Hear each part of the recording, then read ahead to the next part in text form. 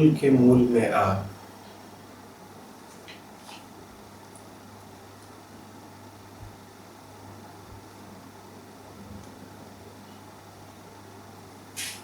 इच्छाएं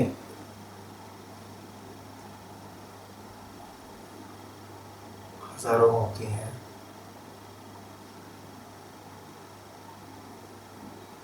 उन हजारों इच्छाओं का एक मूल होता है भीतर की अपूर्ण वृत्ति।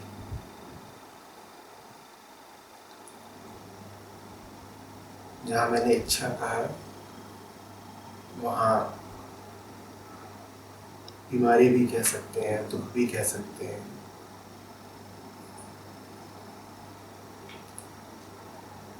परेशानियाँ, बेचैनी, जो कहना चाहें कह सकते हैं। उनके आकार, प्रकार, विषय, कारण सब अलग अलग दिखते हैं। उन सब में जो एक सी चीज़ साझी होती है वो होती है कि उनके सबके मूल में गहन अपूर्णता बैठी होती है।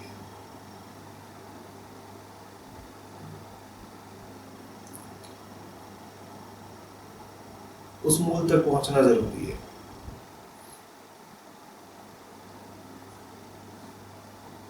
और उस मूल तक पहुंचना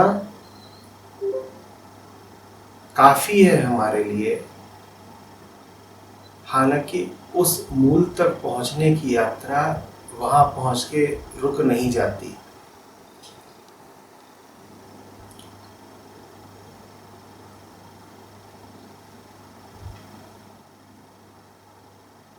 आप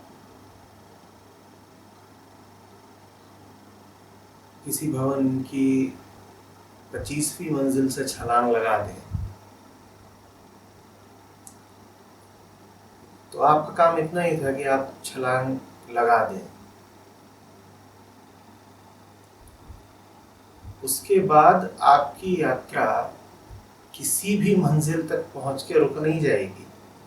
आप 25वीं से चले हैं, 20वीं, 15वीं, 10वीं, 5वीं, आप सब पार करेंगे, बिल्कुल नीचे तक पहुंचेंगे। और ये सब कुछ आप बिना किए कर रहे होंगे। आपको जो करना था आपने कर दिया, उसके आगे कुछ करना नहीं होता। लेकिन उसके आगे काम फिर भी हो जाता है। तो जो मूल तक जाने की यात्रा शुरू करते हैं वो मूल तक तो पहुंचते ही हैं, मूल के आगे भी पहुंच जाते हैं बिना कुछ करे। मूल तक पहुंचने का संकल्प आपका होता है, उसके आगे का काम स्वतः होता है। जैसे कि आप 25वीं मंजिल से कूदे और संकल्प आपका हो कि 5वीं मंजिल तक जाना है, तो 5वीं तक तो आप पहुंचेंगे, पर 5वीं पर ही रुक नहीं जाएंगे, आप उसके नीचे भी जाएंगे, स्वयं ही जाएंगे। इसी तरीके से जो लोग अपनी व्याधि के मूल तक जाते हैं वो वहां तक तो जाते ही हैं, वहां पर रुक नहीं जाते, उन्हें कुछ और भी पता चल जाता है।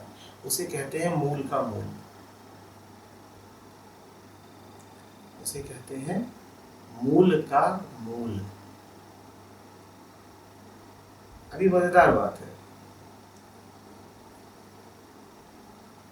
हम कहते हैं कि 2 केंद्र होते हैं हमारे।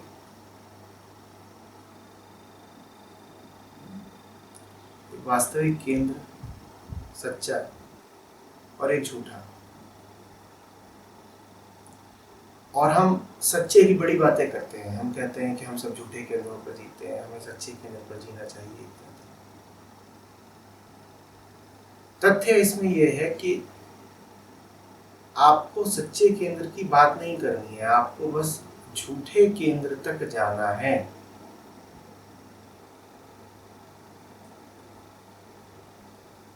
झूठे केंद्र तक जाने की जो ताकत दे उसे कहते हैं सच्चा केंद्र। जो झूठे केंद्र तक पहुंच गया वो सच्चे केंद्र तक स्वतः पहुंच जाएगा। झूठे केंद्र तक जाने का संकल्प आपका, यात्रा आपकी, और उसके बाद आप ही नहीं बचते तो आपके संकल्प और आपकी यात्रा की कोई ज़रूरत नहीं रहती। उसके बाद जो होना होता है स्वतः हो जाता है। शायद कुछ होने की ज़रूरत ही नहीं पड़ती। आप अपने झूठ तक पहुंच गए तो अब और कुछ होना बाकी नहीं रहा। सच तक भी आप पहुंच ही गए। दूसरा केंद्र दूसरा नहीं है, वो पहले से ही उद्भूत है। जो दूसरा झूठा केंद्र लगता भी है वो भी पहले केंद्र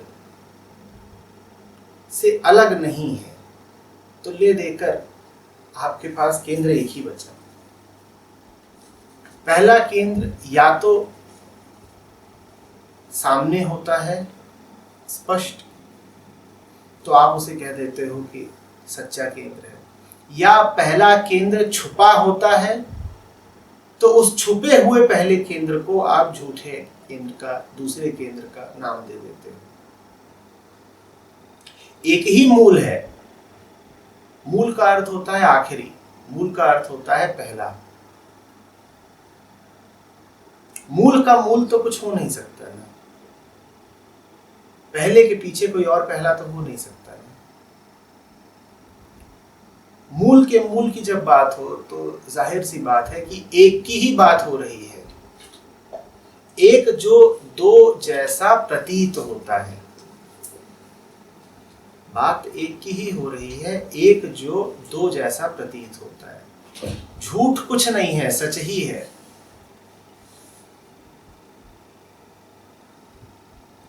सच की ओर आप मुंह कर लें तो कहिए सच, सच की ओर आप पीठ कर लें तो कहिए झूठ। झूठ कहीं नहीं है।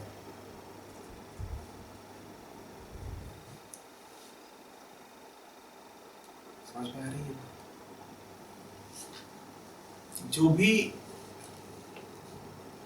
कोई अपने झूठ से उकता चुका हो, जो भी कोई अपनी बीमारियों और बेचैनियों से उकता चुका हो, उसे ये बात पकड़नी होगी कि वो उन बीमारियों बेचैनियों से भागे नहीं बल्कि उनमें प्रवेश कर जाए। झूठ से हट करके सच कहीं नहीं मिलेगा। मूल के मूल में है सच, झूठ के मूल में है सच। मूल के मूल से अर्थ समझिए कि जो पहला मूल जिसे कह रहे हैं मूल, वो है अहम वृत्ति, और अहम वृत्ति का मूल हुई आत्मा। मूल का मूल माने अहम का मूल आत्मा। मूल का मूल अर्थात अहम का मूल आत्मा।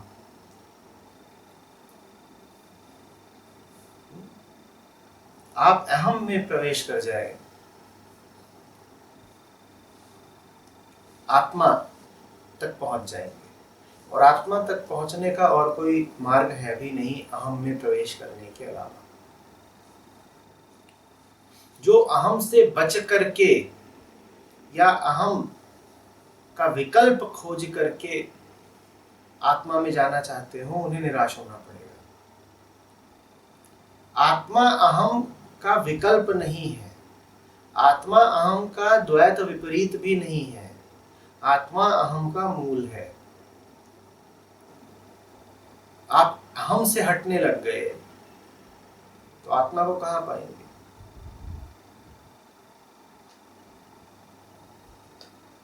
और अहम से हटके कहां जाएंगे? जो अहम से हटने लग गया उसकी स्थिति ये है कि वो फंसा अभी अहम में ही है। हाँ, नाम अपने अहम को कुछ और दे सकता है। इस झूठे नामकरण के कारण ही उसकी दुविधा बरकरार रहेगी। अहम को अहम जानिए और उसमें बेबाकी के साथ प्रवेश करिए। देखिए जीवन को, संसार को देखिए, अपने कर्मों को देखिए और अपने विचार को देखिए। यही है अहम में प्रवेश।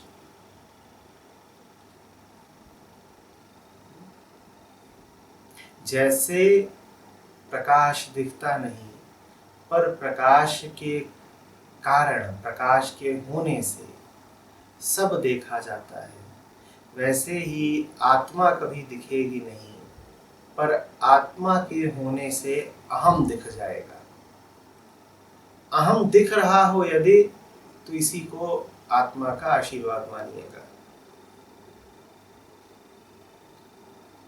आत्मा की कोई खोज नहीं होती, अहम की खोज होती है, अहम का अनुसंधान होता है। पूर्ण की कोई खोज नहीं हो सकती, सत्य की कोई साधना नहीं हो सकती। हाँ, सत्य की कृपा से आप झूठ के प्रति सिद्धि प्राप्त कर सकते हैं, ये हो सकता है। खेल सारा झूठ में चलेगा। हाँ, खेलने की ऊर्जा कहीं और से आएगी, खिलाने वाला कोई और होगा। खिलाने वाले को सीधे नहीं पाएंगे, खेल में ही पाएंगे। एक छोटा सा उदाहरण ले लीजिए, कोई आपके सामने बैठा हो, झूठ पे झूठ बोलता जाता, सच्चाई ऐसे थोड़ी पता चलेगी कि आप उसको छोड़ करके जंगल में साधना करने निकल जाए। जो झूठ बोल रहा है उसी से दो चार सवाल करिए, सवाल पे सवाल करिए, झूठ का पर्दाफाश हो जाएगा। उदाहरण सटीक नहीं है, पर इशारा पकड़िए। झूठ से बचकर कहाँ जाएंगे? झूठ से बचकर जाना तो झूठ को प्रोत्साहन देना है। झूठ में घुस जाइए, घुसने की ताकत सच्चाई देगी, वरना झूठ में घुसना बड़ी दिलेरी का काम है, सब कर नहीं पाते। झूठ सामने आता है तो हम घबरा जाते हैं। झूठ की अपनी एक ऊर्जा होती है, झूठ के पीछे एक ठसक होती है। झूठ बोलने वाला इतनी बड़ी ताकत के विरोध में खड़ा होता है कि आप कहते हो कि अगर ये उस ताकत के विरोध में खड़ा हो सकता है तो मुझे तो ये नष्ट ही कर डालेगा। झूठ बोलने वाला मूलतः परमात्मा के विरोध में खड़ा होता है अपनी नजर में। आप कहते हो कि अगर ये परमात्मा के विरोध में खड़ा हो सकता है तो मैं क्या चीज हूं, इससे मत उलझो। और जितना बड़ा झूठ होता है उतना ज्यादा झूठ बोलने वाला भयानक प्रतीत होता है। आप सीधे सीधे उससे उलझना नहीं चाहोगे,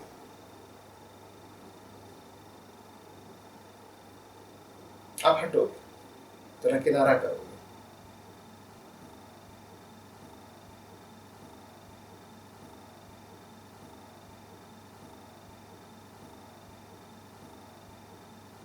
ये भी याद रखिएगा कि झूठ जितने बड़े होते हैं उनका खुलासा होना उतना ही आसान होता है।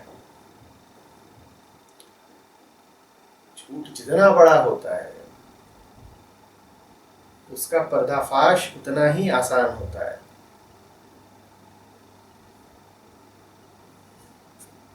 झूठ से डर के पीछे नहीं हटिए, झूठ के सामने खड़े हो जाइए, झूठ की बारीकियों में चले जाइए, झूठ का जरा अन्वेषण, जरा अनुसंधान करिए, राज खुल जाएगा।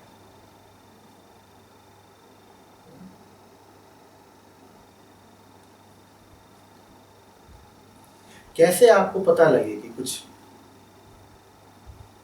कदाचित झूठ है? तहकीकात की शुरुआत भी कैसे करें? कुछ अगर बार बार रंग बदलता प्रतीत होता हो,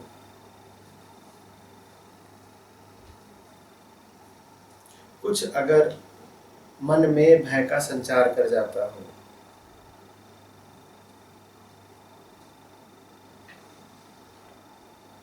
कुछ ऐसा हो जो बुलबुले की तरह कभी उठता हो, कभी हट जाता हो, मिट जाता हो।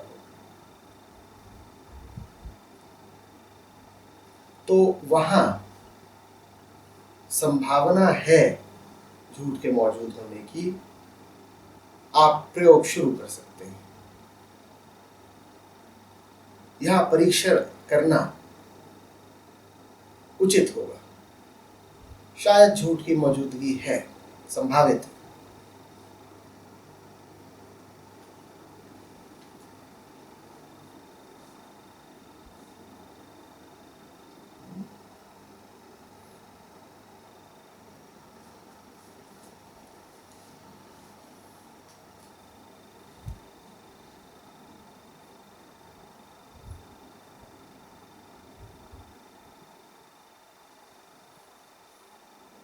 एक दफे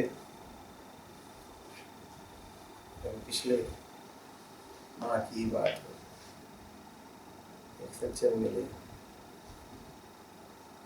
आध्यात्मिक प्रवृत्ति के थे। तो बोले सब देख लेता हूँ, कहाँ गलतियां कर रहा हूँ, उनसे मुक्त नहीं हो पाता। गलतियां तो जितनी है मेरी, आप कहिए मैं गिना दूँ। मुझे सब पता है कि कहाँ कहाँ फिसलता हूँ, कहाँ कहाँ चोट खाता हूँ। मैंने कहा नहीं, अभी हम पूरे तरीके से मूल चूक को समझे नहीं, आप ध्यान दें। बोले नहीं, ये आग्रह है मेरा कि मैं जानता सब कुछ हूँ, एक एक बात मैं आपको बता भी नहीं पाऊंगा, पर मुझे अपनी एक एक चूक का पता है। तो चूक तक मैं पहुंच गया हूं। तो कहीं बात कर रहा था, मेज पर कलम रखी थी, मैंने कलम उछाल दी। कलम ऊपर गई है, मैंने उछाला तो ऊपर गई है। अब इसे नीचे लाने का तरीका बताइए।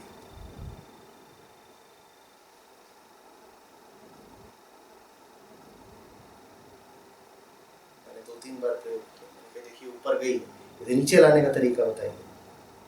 तो नीचे तो लाने का तरीका चाहिए नहीं, ऐसा ही मूल चूक तक पहुंचने के लिए फिर भी आपकी सहमति चाहिए, आपकी रजामंदी चाहिए। मूल चूक तक पहुंचना ऐसा ही है कि जैसे आप गेंद उछालें और गेंद ऊपर तक जाए, ये आपका काम था। और फिर वहां से सत्य तक पहुंचना, वहां से मुक्ति तक पहुंचना वैसा है जैसे गेंद का ऊपर से नीचे आना।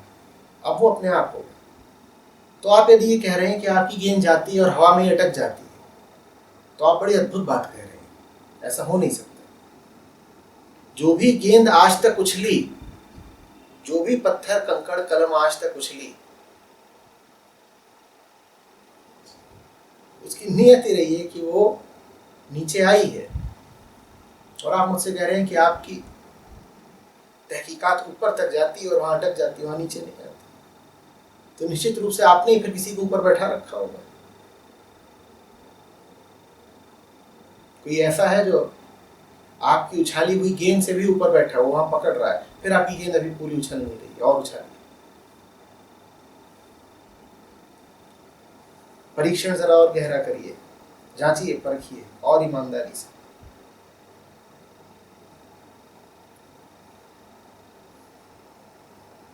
ये बात बहुत आकर्षक नहीं लगती। सत्य के नाम में ही एक खिंचाव है, एक रूमानियत है। आप कहते हो आनंद, मुक्त, हवाओं में खुशबू फैल जाती है। आप कहते हो आजादी, चारों तरफ फूल खिल जाते हैं, इंद्रधनुष खड़ा हो जाता है। और मैं जो आपसे बात कह रहा हूं, वो किसी घाव का मवाद साफ करने जैसी है। अब कहाँ फूल और खुशबू और इंद्रधनुष और सुंदरता, और कहाँ घाव का मवाद साफ करना। आप सच्चाई की तलाश में हैं, वो सच्चाई जिससे दिव्यता की अद्भुत आभा बिखर रही होगी, वो सच्चाई जिससे वीणा के स्वर फूटते हैं, वो सच्चाई जिसकी अप्सराओं सी शक्ल है। और मैं कह रहा हूँ सत्य तक, सच्चाई तक पहुंचने का कोई रास्ता नहीं, और सच्चाई का कोई चेहरा होता नहीं। सुंदर चेहरा तो छोड़ दीजिए, कोई चेहरा होता नहीं। मैं आपसे कह रहा हूँ सच्चाई तक पहुंचने का एक ही रास्ता है कि आप झूठ में प्रवेश कर जाए। मैं आपसे कह रहा हूँ कि स्वास्थ्य की चिंता छोड़िए, अपने घावों को देखिए, अपना मल साफ करें, अपना मवाद साफ करें, और उसमें कोई आकर्षण नहीं। पुराना घाव है, उसमें टीस उठती है, उससे खून बहता है, उसमें मवाद है। मैं कह रहा हूँ उसकी खबर लो। वहाँ कोई इंद्रधनुष नहीं है, वहाँ कोई सुंदरता नहीं है, वहाँ कोई खुशबू नहीं है, पर इसके अलावा मैं आपसे कुछ कह नहीं सकता। जो लोग जल तरंग सुनने के लिए मेरे पास आते हैं, उन्हें निराश होना पड़ेगा। जो लोग मिठास के लिए मेरे पास आते हैं, उन्हें निराश होना पड़ेगा। मेरे पास तो जो आएगा वो यही पाएगा कि उसकी नज़र को मैं बार बार उसके घावों की ओर खींच रहा हूँ। स्वास्थ्य का मुझे कुछ पता नहीं, ना मैं स्वास्थ्य की बात करना चाहता हूँ। हाँ, बीमारियाँ बहुत हैं, उन्हें मैं छुपा नहीं रहा देना चाहता। छुपी बीमारी को उद्घाटित करना, यही मेरा काम है।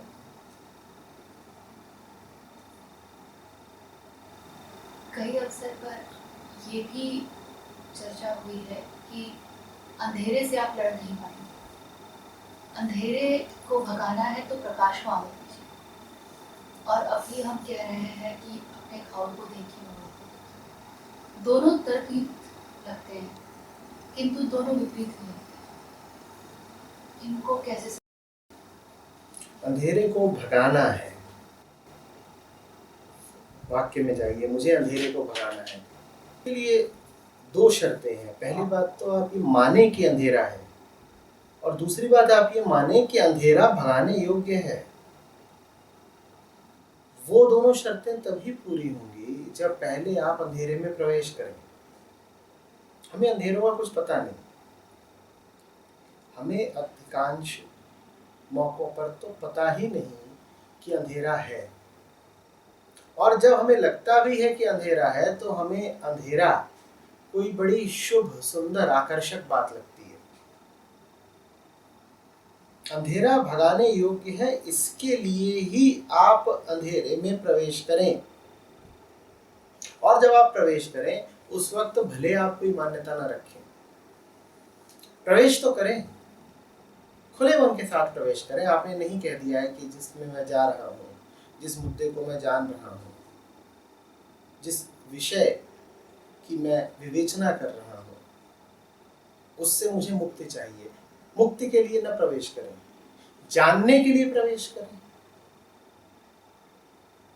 पहले ही मत न बना लें कि झूठ को भगा देना है। पहले आप ये नाम भी ना रखें कि चीज झूठ है। इतना तो करें कि जो जीवन में मौजूद है उसका नाम कुछ भी हो, झूठ, सच, काला, पीला, उसे जानना है। क्यों जानना है? क्योंकि मेरा जीवन है और मेरे जीवन में इस चीज की उपस्थिति है। वो गुलामी हो सकती है, वो क्रोध हो सकता है, वो बंधन हो सकता है, वो मोह हो सकता है, वो आसक्ति हो सकती है, वो कोई मानसिक ढर्रा हो सकता है, कोई विचार हो सकता है। वो आपकी जिंदगी में मौजूद है, आपकी जिंदगी में मौजूद है। उसकी तरफ आपका कीमती समय जा रहा है, ऊर्जा जा रही है, आप उसे पोषण दे रहे हैं, आप उसकी देखभाल कर रहे हैं। क्या ये उचित नहीं कि आप जान तो लें कि क्या मौजूद है आपकी जिंदगी में? क्या ये उचित नहीं कि आपको पता तो हो कि आप किसको रोज दाना पानी देते हैं, किसके प्रति व्यय करते हैं, किसको अपने खून से सींच रहे हैं?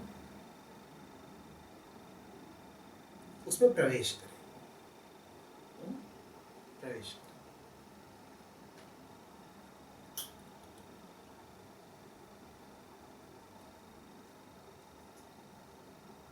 प्रकाश को ले आने का मैं फिर कहता हूं, कोई प्रत्यक्ष माध्यम होता नहीं। कारण है, प्रकाश कभी अनुपस्थित होता नहीं, तो आप उसको ले कहां से आएंगे? तो मैं इस बात का पैरोकार नहीं हूं कि अंधेरे को हटाना है तो प्रकाश ले आओ। प्रकाश कहीं चला गया था क्या? आप अंधेरे को अंधेरा नहीं जान रहे, ये है प्रकाश की अनुपस्थिति मात्र आपके लिए।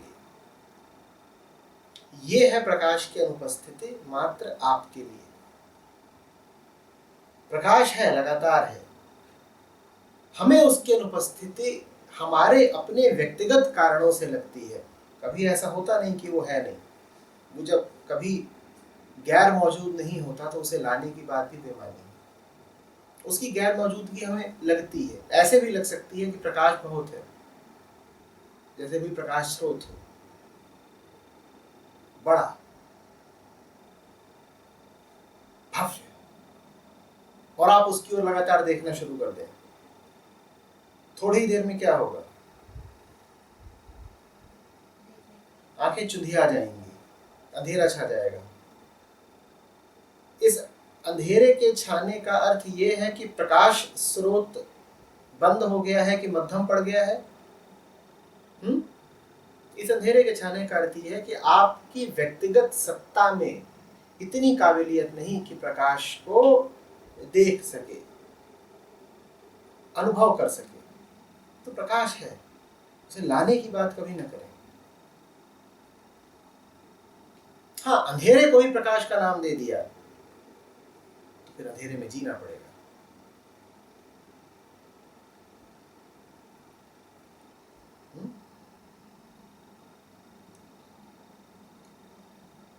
एक दफे मैंने कहा था कि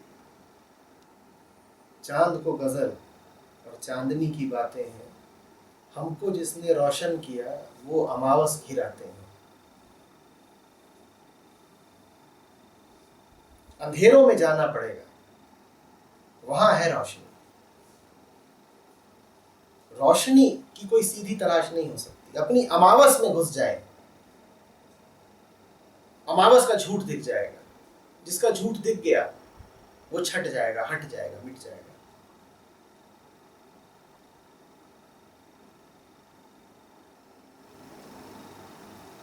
कई मौकों पर जब ये कहा है कि आप अभी अपने 2 रुपए में बड़े प्रफुल्लित हो रहे हैं, खुश हो रहे हैं, क्योंकि आपको पता नहीं है कि आप कितनों की मालिक है।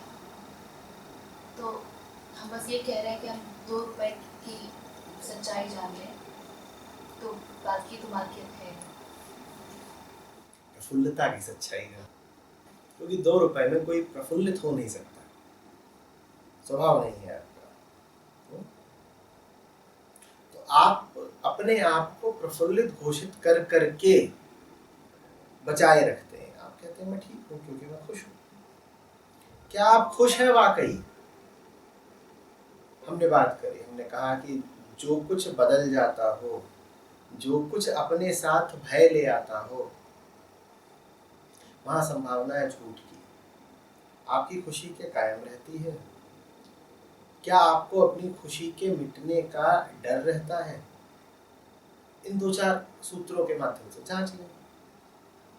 परमात्मा की खूबी इसमें नहीं है कि वो सुंदर है, परमात्मा की खूबी इसमें है कि वो आपको वो दृष्टि देता है जिससे आप सुंदर असुंदर दोनों को देख सकते हैं।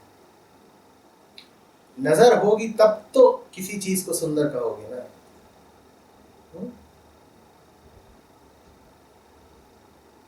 परमात्मा दिखाई नहीं देता, उसके होने से सब दिखाई देता है। वो सुनाई नहीं देता, उसके होने से सब सुनाई देता है। निषद खूब दोहरा दोहरा के यही बात समझाते हैं। परमात्मा निर्गुण है, उसके होने से सारे गुणों की प्रतीति होती है। प्रकृति के तीनों गुण उससे, परमात्मा अद्वैत, उसके होने से सारे द्वैत हैं। तो द्वैत में जाना पड़ेगा, अन्यथा कहाँ है अद्वैत?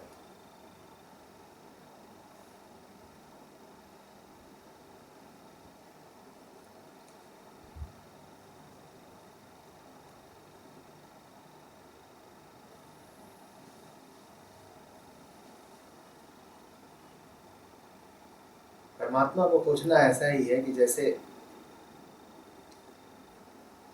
इस कमरे में बहुत सारे सामान आपको रखे दिखाई दें, और उसके बाद आप कहें यहाँ ये है और ये है और ये है और ये है और ये है और ये है, ये है, पर रोशनी कहाँ है?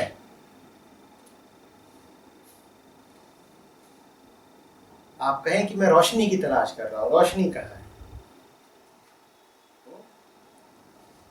रोशनी कहाँ है?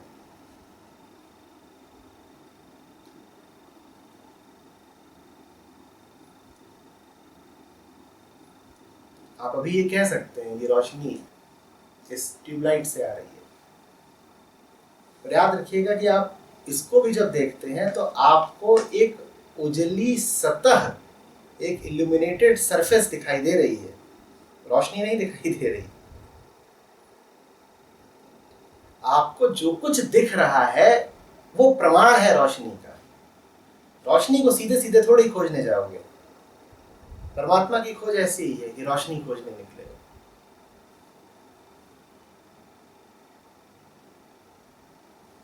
जब दिखने लग जाए तो समझ लो रोशनी है, रोशनी को थोड़ी खोजोगे।